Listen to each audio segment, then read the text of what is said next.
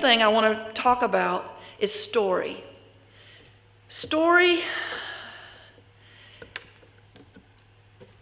personal story, is so important because it is the way we understand each other's lives. We have been living in a vacuum of story.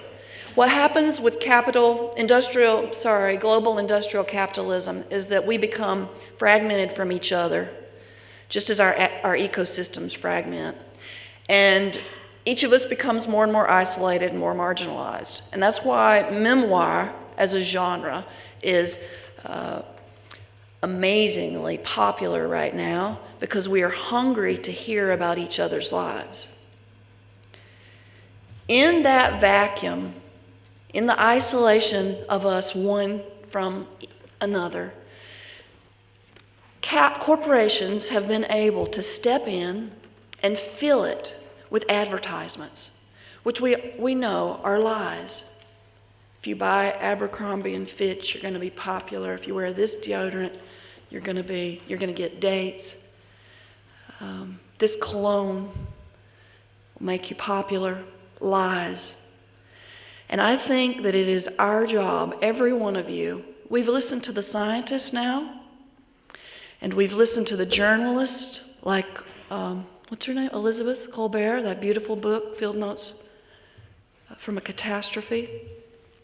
And I think it's time to listen to the people who are on the ground, who see climate change with your own eyes. This summer, I was with Chip in Maine when we were doing a workshop for educators on climate change. How do we tell children? Do we really want to tell children about the future? How do we do that? And I led the educators in a writing workshop on climate change. They wrote pivotal stories about what they're seeing. I know of 2 books that are doing this. One is a young woman in Vermont who has a brand new book out called Early Spring, in which she looks at the effects of climate change in her area of middle Vermont and what it's going to mean to her children. Is Amy Seidel, Early Spring. And the second one I know is the Union of Concerned Scientists just ask online for stories about what you see where you are on the ground. It's called Thoreau's Legacy, and it's coming out, an online version is coming out, as well as a print version. Other than that, there is a paucity of story. Logic or culture tells us that matter is all there is, and the world is here for us to use. Yet we sense that there is more, we long for more, so we have in ourselves a feeling whose intensity insists that spirit is real, that we are one with the natural world, and that using is the wrong relationship. Language that does not lead beyond the literal can inform, but it can't move. And we're back to metaphor. Metaphor baffles the left brain and allows us to reach beyond the literal, beyond the limits of logical language. Metaphor gives us a glimpse of something worth caring about. Thomas More, the author of Care the Soul, wrote, "There are 2 ways of connecting with nature. One is the way of logos, which is investigation and analysis, understanding, information. And the other is the way of eros, love, familiarity, closeness. Eros is the classical route to the soul, and ultimately it is the soul of nature, and thus the soul of the atmosphere we need to perceive if we're going to care for it."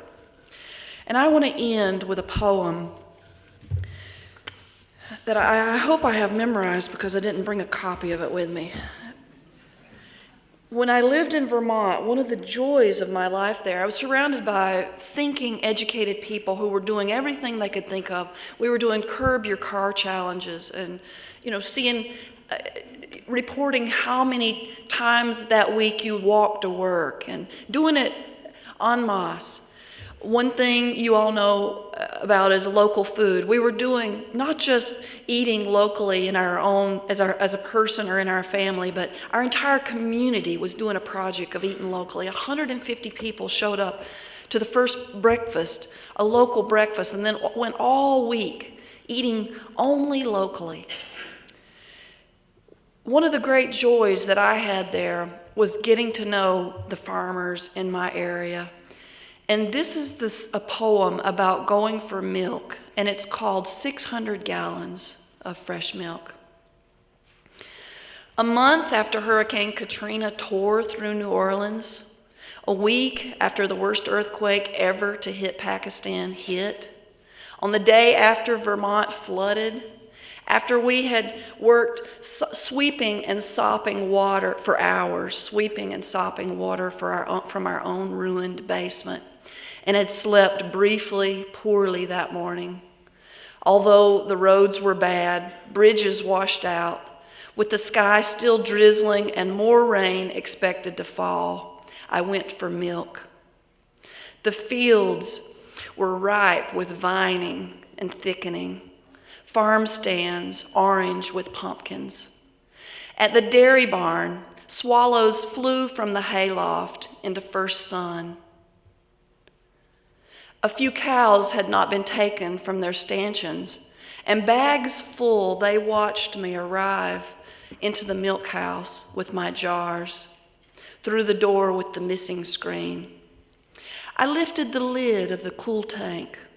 It was full, almost overflowing, its white nourishment rich and sweet-smelling, entirely beyond tragedy and floating with cream. I stared and stared. Oh, the relief of it, the beauty. Think what our lives will look like when we get them back. Thank you.